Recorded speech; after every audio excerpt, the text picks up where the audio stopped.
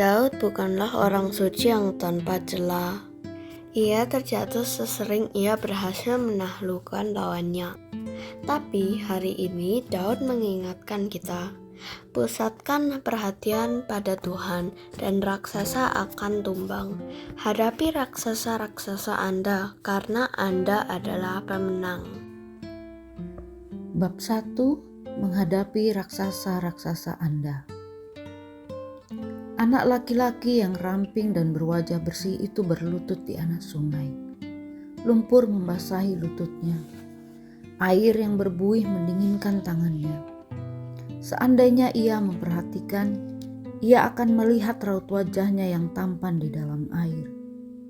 Rambut berwarna tembaga, kulit coklat kemerahan dan mata yang membuat hati gadis-gadis Ibrani berdegup kencang.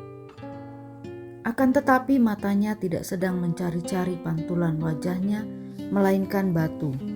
Batu-batu yang licin, batu-batu yang tertumpuk rapi di kantong penggembala itu berada bersebelahan dengan umban kulit seorang penggembala.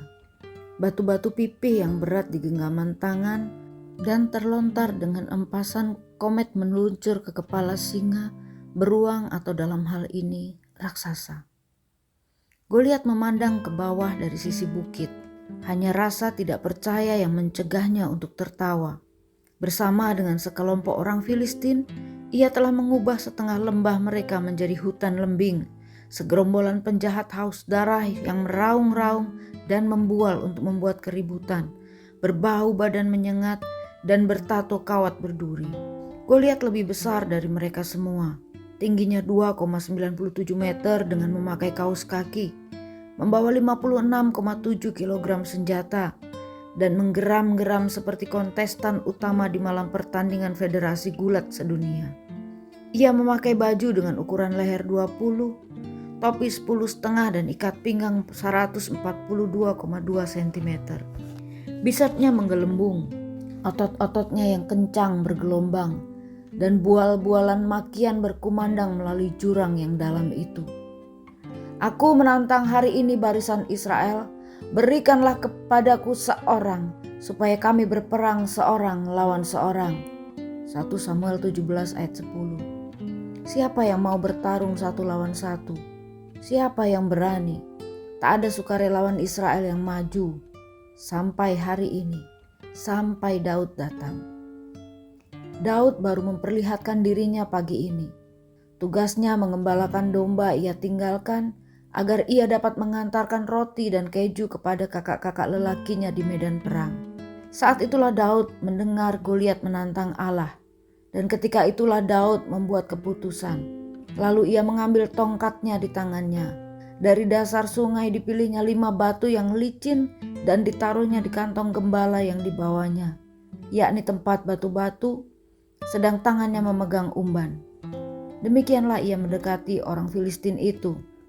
1 Samuel 17 ayat 40. Goliat mencemooh anak itu, menyebutnya si ceking. Anjingkah aku maka engkau mendatangi aku dengan tongkat? 1 Samuel 17 ayat 43. Daud yang kurus kerempeng, Goliat yang sangat besar dan ganas. Cungkil gigi versus tornado. Sepeda mini yang menyerang truk gandengan. Anjing pudel mainan melawan anjing Rottweiler besar dan ganas. Berapa banyak angka yang Anda berikan kepada Daud untuk melawan Goliat? Lebih banyak mungkin daripada yang Anda berikan pada diri Anda sendiri kalau melawan raksasa Anda. Goliat Anda tidak membawa pedang atau perisai. Ia mengacung-acungkan pisau pengangguran, pengasingan, penganiayaan seksual atau depresi. Raksasa Anda tidak berjalan-jalan naik turun di bukit-bukit Tarbantin. Ia melompat-lompat melalui kantor, tempat tidur, kelas Anda. Ia membawa tagihan yang tidak dapat Anda bayar, kenaikan tingkat yang tidak dapat Anda raih, orang-orang yang tidak dapat Anda puaskan, whisky yang tidak dapat Anda tinggalkan, pornografi yang tidak dapat Anda tolak, karir yang tidak dapat Anda hindari, masa lalu yang tidak dapat Anda hapus, dan masa depan yang tidak dapat Anda hadapi. Anda tahu betul raungan Goliat. Daud menghadapi orang yang mengumandangkan tantangan-tantangannya setiap pagi dan malam. Selama 40 hari, 2 kali sehari pagi dan petang, para raksasa Filistin itu menantang dengan pongahnya di depan pasukan Israel. Raksasa Anda juga melakukan hal yang sama. Pikiran pertama di pagi hari, kecemasan terakhir di malam hari. Goliat Anda menguasai hari-hari dan menyusupi kegembiraan Anda. Berapa lama ia telah memburu Anda? Keluarga Goliat merupakan musuh bebuyutan bangsa Israel. Yosua telah mengusir mereka dari tanah perjanjian 300 tahun sebelumnya. Ia telah membasmi semua orang kecuali penghuni 3 kota, Gaza, Gad, dan Asdod. Gad melahirkan raksasa-raksasa seperti halnya Taman Nasional Yosemite menanam pohon-pohon sequoia yang sangat tinggi. Bayangkan bagaimana Goliat dibesarkan. Anda lihat huruf G di jaketnya, SMA Gad. Hubungan nenek moyangnya dengan Israel sama seperti hubungan bajak laut dengan Angkatan Laut Inggris. Prajurit-prajurit Saul melihat Goliat dan bergumam, "Oh, jangan lagi. Ayahku sudah melawan ayahnya. Kakekku sudah melawan kakeknya." Anda telah mengeluhkan kata-kata serupa. "Aku jadi maniak kerja persis seperti ayahku. Perceraian mencorang pohon keluarga kami seperti pohon ek yang layu. Ibuku juga tidak dapat menjaga hubungan. Apakah ini semua bisa berhenti?" Goliat, si penindas yang sudah lama berdiri di lembah, lebih lihat daripada bistik $2, lebih menggeram daripada sepanjang anjing Doberman. Ia menunggu Anda di pagi hari, menyiksa Anda di malam hari. Dengan mengendap-endap ia memburu nenek moyang Anda dan sekarang ia tampak nyata di depan Anda. Ia menutup sinar matahari dan membuat Anda berdiri di bayang-bayang kebimbangan. Ketika Saul dan pasukannya mendengar tantangan orang Filistin, mereka ketakutan dan kehilangan harapan. 1 Samuel 17 ayat 11. Akan tetapi apa yang akan saya katakan kepada Anda? Anda tahu Goliat. Anda mengenal langkahnya dan meringis mendengarnya bicara. Anda telah melihat Godzilla Anda. Pertanyaannya ialah, apakah cuma sosoknya saja yang Anda lihat? Anda mengenal suaranya, tetapi apakah hanya suaranya yang Anda dengar? Daud melihat dan mendengar lebih dari itu. Bacalah kata-kata pertama yang dikatakannya, tidak hanya di pertempuran itu tetapi di dalam Alkitab. Lalu berkatalah Daud kepada orang-orang yang berdiri di dekatnya, apakah yang akan dilakukan kepada orang-orang yang mengalahkan orang Filistin itu dan yang menghindari cemooh dari Israel? Siapakah orang Filistin yang tak bersunat ini sampai ia berani mencemoohkan barisan daripada Allah yang hidup? Daud tampil untuk berbicara tentang Allah. Para prajurit tidak menyebutkan apapun tentang dia. Kakak-kakak laki-lakinya tidak pernah menyebutkan namanya. Tetapi Daud melangkah ke atas panggung dan mengangkat pembicaraan tentang Allah yang hidup. Ia melakukan hal yang sama dengan Raja Saul. Tidak ada obrolan tentang pertempuran atau pertanyaan tentang perimbangan. Hanya pengumuman yang berasal dari Tuhan. Tuhan yang telah melepaskan aku dari cakar singa dan dari cakar beruang. Dia juga akan melepaskan aku dari tangan orang Filistin itu. 1 Samuel 17 ayat 37. Ia melanjutkan pokok pembicaraan ini dengan Goliat. Ketika raksasa itu mengejek Daud, anak gembala ini berkata, "Engkau mendatangi aku dengan pedang dan tombak dan lembing, tetapi aku mendatangi engkau dengan nama Tuhan semesta alam, Allah segala barisan Israel yang kau tantang itu. Hari ini juga Tuhan akan menyerahkan engkau ke dalam tanganku, dan aku akan mengalahkan engkau dan memenggal kepalamu dari tubuhmu. Hari ini juga aku akan memberikan mayatmu dan mayat tentara orang Filistin kepada burung-burung di udara dan kepada binatang-binatang liar, supaya seluruh bumi tahu bahwa Israel mempunyai Allah, dan supaya segenap jemaah ini tahu bahwa Tuhan menyelamatkan bukan dengan pedang dan bukan dengan lembing. Sebab di tangan Tuhanlah pertempuran, dan ia pun menyerahkan kamu ke dalam tangan kami." Tak ada seorang pun yang berbicara tentang Allah. Daud tidak membicarakan orang lain kecuali Allah. Sebuah cabang alur cerita muncul dalam kisah ini. Lebih daripada sekedar Daud versus Goliat, kisah ini merupakan pertentangan antara fokus kepada Allah melawan fokus kepada raksasa. Daud melihat apa yang tidak dilihat orang lain dan menolak untuk melihat apa yang dilihat orang lain. Semua mata, kecuali Daud, tertuju kepada raksasa yang ganas dan yang memancarkan kebencian. Semua kompas, kecuali milik Daud, disetel pada kutub Filistin. Semua surat kabar di negeri itu, kecuali milik Daud, dari hari ke hari mengisahkan orang buas ini. Orang-orang mengenal makian, tuntutan, ukuran dan langkahnya yang sombong. Mereka lebih menaruh perhatian kepada Goliat. Daud menaruh perhatian pada Allah. Ia melihat raksasa itu, tentu saja, tetapi perhatiannya lebih tertuju kepada Allah. Coba lihat dengan seksama seruan peperangan Daud. Engkau mendatangi aku dengan pedang dan tombak dan lembing. Tetapi aku mendatangi engkau dengan nama Tuhan semesta alam, Allah segala barisan Israel. Perhatikanlah kata jamak itu, segala barisan Israel. Bala tentara, pengamat biasa hanya melihat satu barisan Israel. Namun tidak demikian halnya dengan Daud. Ia melihat sekutu di hari H itu, peleton-peleton malaikat dan pasukan infanteri orang-orang suci, senjata-senjata dari angin dan kekuatan dari bumi. Allah dapat menghadapi musuh dengan hujan es seperti yang dilakukannya untuk Musa, meruntuhkan tembok seperti yang dilakukannya untuk Yosua, menggerakkan guntur seperti yang dilakukannya untuk Samuel.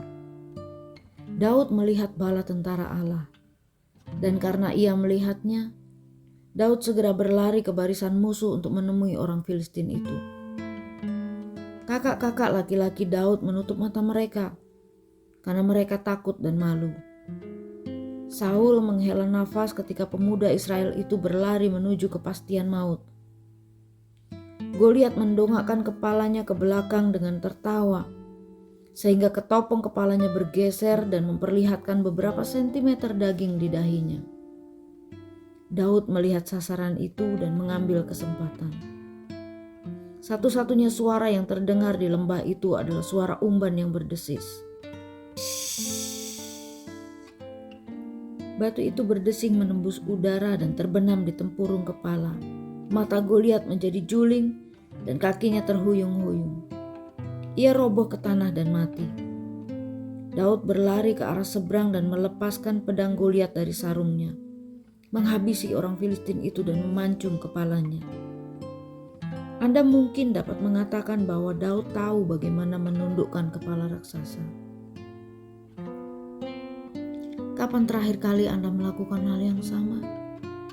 Sejak kapan Anda tidak berlari menghadapi tantangan? Kita cenderung mundur atau menyelinap mencari hiburan di klub malam atau di ranjang cinta yang terlarang.